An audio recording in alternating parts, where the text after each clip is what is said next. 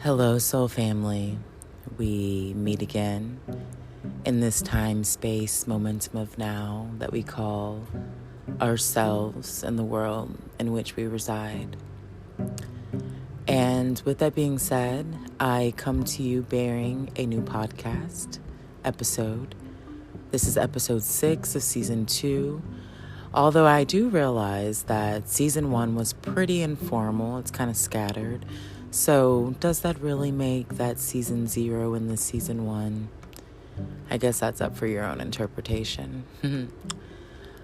But okay, guys, so for this topic, yet another lurking in the shadow type energy that I often like to bring into this space, I'd like to touch on the concept of life and death and what it means to fully live versus what it means to fully no longer exist. Life is something that is meant to be lived, so to speak, as it is to live.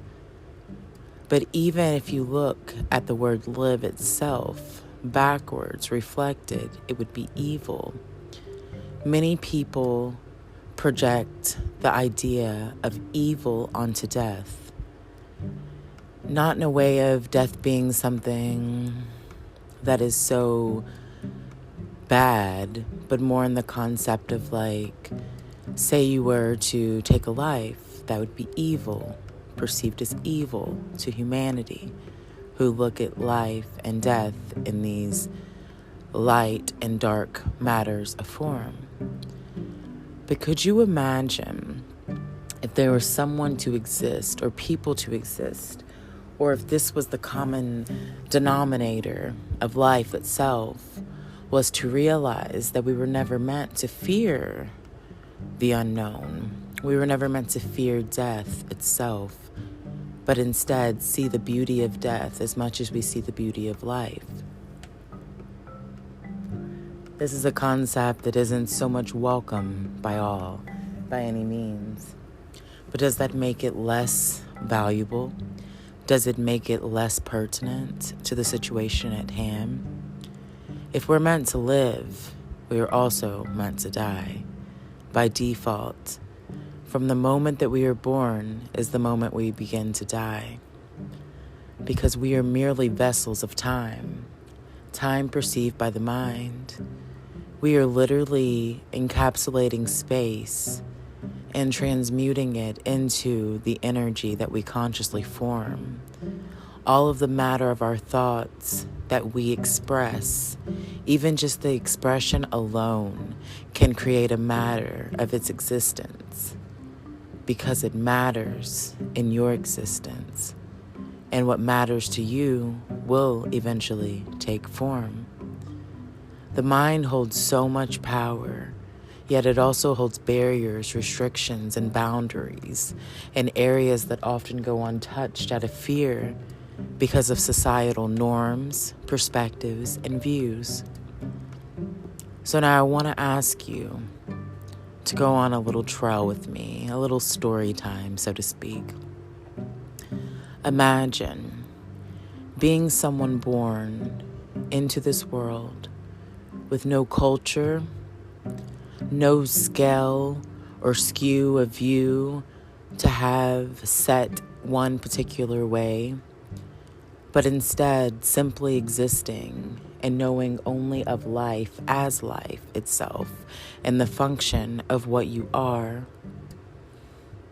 And now I want you to imagine how death would look to you if you were in this type of a reality.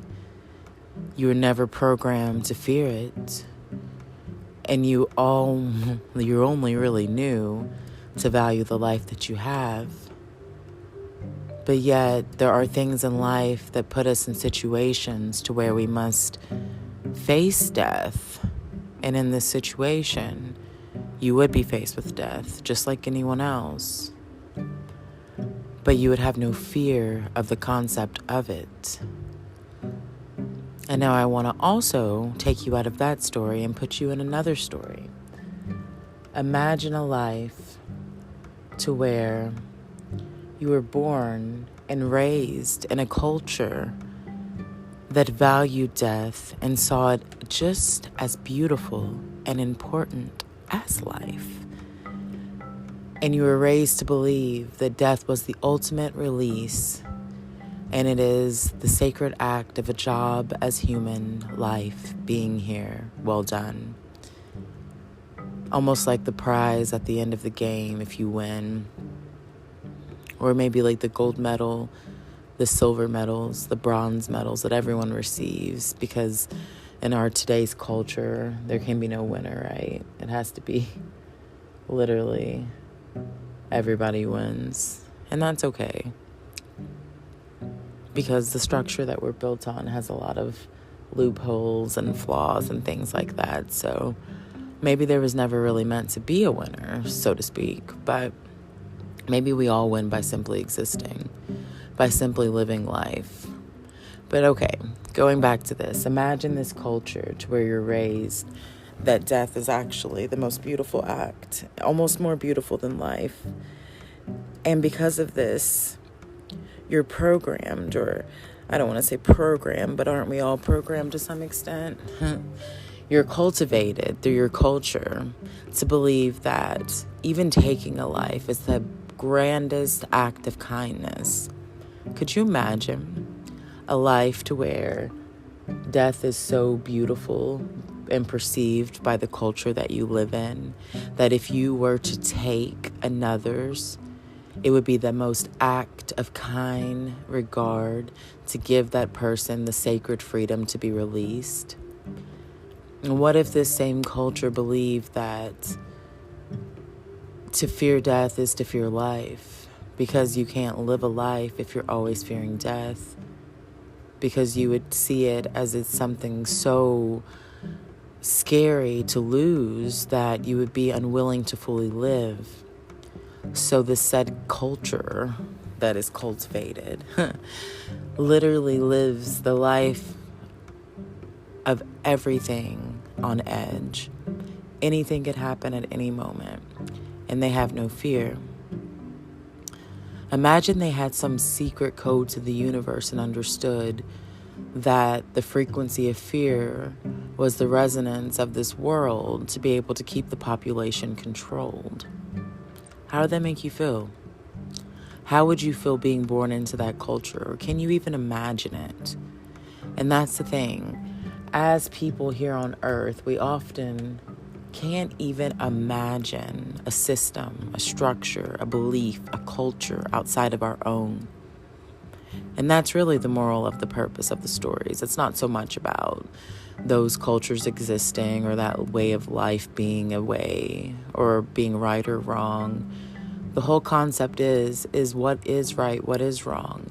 And is death really so dark, or is death the great release? Could it be that the only way to keep people in control and in power of another power source outside of themselves is to believe that the ultimate act of release is the most ultimate act of evil or fear or the unknown, or that you're destined for some ill fate if you are released improperly, or if you release yourself, whatever it may be?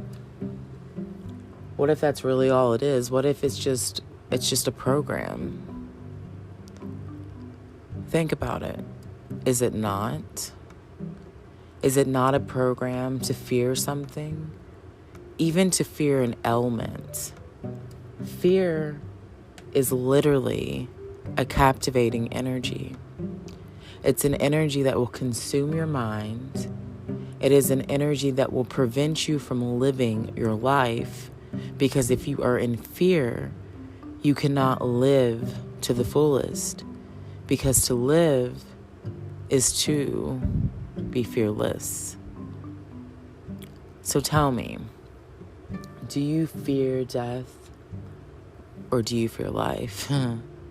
Or do you fear nothing at all? Do you feel that you simply exist and you're willing to take risks and challenges and do things that don't necessarily fall into the social standard and norm and the supremacy of all? Or do you view life from the skewed vision of the cultivation of your culture? And what is culture? other than the cultivation of a realization of what you were taught to believe. And even the word belief, believe, beLIEf, beLIE, frequency. The B of the lie frequency. Truth is, there is no truth. Only the concept of the human mind and the history that we've been fed and the cultures we've been cultivated through. There's so many different perspectives, yet these perspectives all hold different objectives. But if we all came together and just saw the beauty of all that is, would we fear death or would we accept it? Would we see it as a beautiful natural element that must take place? Would we see evil the way that we see evil now? Or would we come to terms with the realization that maybe those that even seem the most evil have the most highest agenda for good? What if everything is literally so perception-based that everything that we know is wrong because everything is right? How would that make you feel? No duality, no good, no bad, but a perception-based reality of each individual here on this planet. Is there even really a such thing as evil? Or is it just the perception of the belief that you have been fed? The belief that's mentally institutionalized in your own head. Just some food for thought. And as you all know, the point and principle of my podcast here is simply to open a portal in your mind for you to see things that are meant to be seen, for you to unconsciously, subconsciously, consciously unwrap, then wrap, and then gift the presence of the energy for you to see outside of the realm of your beliefs, the beLIE of your frequency. Because no matter who you are and where you're at, we've all been programmed. It's just a matter of seeing it for what it's worth, and a matter of understanding that there are broader perspectives, there are different points of views, and we are not always right. And the thing is, what if wrong was the right? What if everything that we see is mirrored? What if it's all just this big lie to keep us here, cluster-fucked with our realities, fearing death itself, when we're not even alive to live? Because a lie energy, can it be alive? Or is it just the reflection of evil because it is nothing but the lie of the frequency in which it is instilled? I oftentimes question these things, and I come to the realization that without some type of fear-based reality or some kind of structure or some kind of cultivation, culture, or programming, whatever it may be, the world would be at such a frequency that the structure of itself may fail. Because if no one has a B to lie underneath the frequency of, would we even fear things such as death? Or would we just be without the lie of the frequency? Just be and accept life when it's gone just as much as we accept it when it's here. Maybe the whole thing would just break down. Maybe everyone would just go crazy, insane, go within themselves. And maybe that wouldn't be so bad. But maybe it would. Maybe there would be no perception of bad or good. Either way, This is my food for thought for you today. I thank you for being here as always. I hope this conversation, this context opens up some type of portal of energy within yourself, and you are able to perceive and consciously weave whatever matter is intended to be. I am so grateful to have you here with me. I ask that you follow me in all of my spaces, which include TikTok, Twitter, Instagram, Spotify, and Anchor. I ask that you take this information and water it with yourself and really start questioning reality and what that entails.